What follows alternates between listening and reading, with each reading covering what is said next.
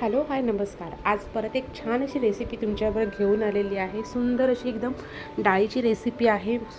इतकी टेस्टी आणि करायला खूप सोपी अशी मस्तपैकी वाटपाची डाळीची रेसिपी आहे. त्यामुळे व्हिडिओ शेवटपर्यंत नक्की बघा, अजिबात स्किप करू नका.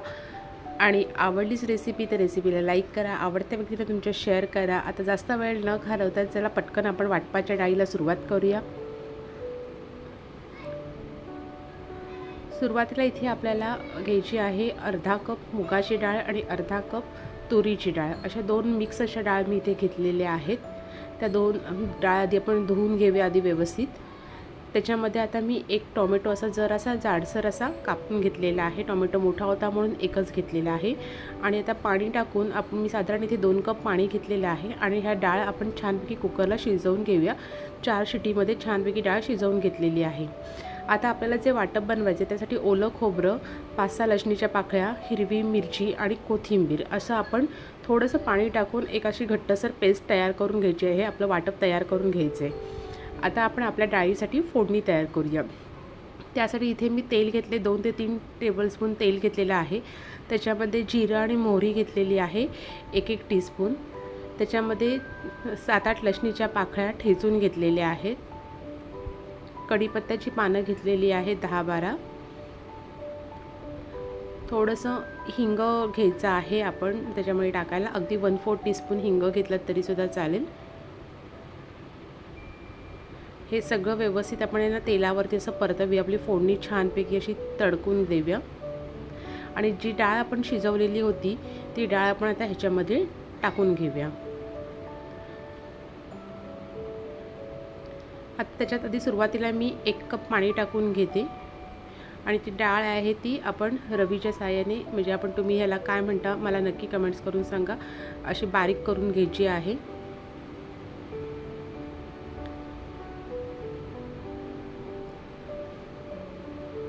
पूर्ण डाळ अशी मस्तपैकी आपण बारीक करून घ्यायची. आणि त्याच्यानंतर तुम्हाला कितपत ती पातळ पाहिजे त्याच्यानुसार तुम्ही पाण्याचं प्रमाण हे कमी जास्त ठेवायचं आहे. 1 कप पाणी मी इथे ऑलरेडी टाकलेलं होतं. आता तिथे मी अजून 1 कप पाणी टाकून घेणार आहे. मला ही एवढीच पातळ पाहिजे होती, ह्यामुळे मी अशा पद्धतीने घेतले. जर तुम्हाला अजून पातळ लागणार असेल तर तुम्ही अजून पातळ घेतली तरीसुद्धा चालेल. सगळं व्यवस्थित असं आपण मिक्स करून घेऊया. आता आपण जे वाटप तयार केलेलं होतं खोबऱ्याचं, आणि खोबरं इथे ओलं खोबरंच वापरायचं आहे ते आपण ह्याच्यामध्ये टाकून घेऊया. साधारण 1 कप ते झालेलं आहे सगळं. आणि ते सगळं मस्तपैकी व्यवस्थित मिक्स करून घेऊया. चवीनुसार मीठ टाकून त्याला छानपैकी उकळी काढून घेऊया. त्या वाटपाने आपल्या डाळीचा कलर पण थोडासा ग्रीनिश येतो. खूप छान अगदी वाटते ती. आणि मीठ वगैरे टाकून झाल्यानंतर आपण उकळी काढून झाली की आपली डाळ मस्तपैकी तयार होते. साधी सोपी आहे पण खायला इतकी टेस्टी लागते ना, त्यामुळे जरूर काहीतरी कंटाळा आला आणि अशी डाळ आणि भात खाल्लत ना तरीसुद्धा खूप सुंदर अगदी लागतं. म्हणजे व्हेज लोक जेवणार असतील किंवा नॉनव्हेज खाणार असतील, ह्या दोन्हीवरती ही डाळ अगदी एकदम छानपैकी लागते. म्हणजे तुम्ही फिशचं जेवण जेवणार असेल त्याच्यासोबतसुद्धा ही डाळ चांगली लागते. अगदी भाजीबरोबर खायचं असेल किंवा अगदी लोणचं डाळ भात खायचं असेल ना तरीसुद्धा सुंदर अशी ही डाळ लागते. त्याच्यामुळे आवर्जून नक्की ट्राय करा. आणि अशा पद्धतीने केल्यानंतर तुमची कशी बनते मला नक्की कमेंट्स करून सांगा.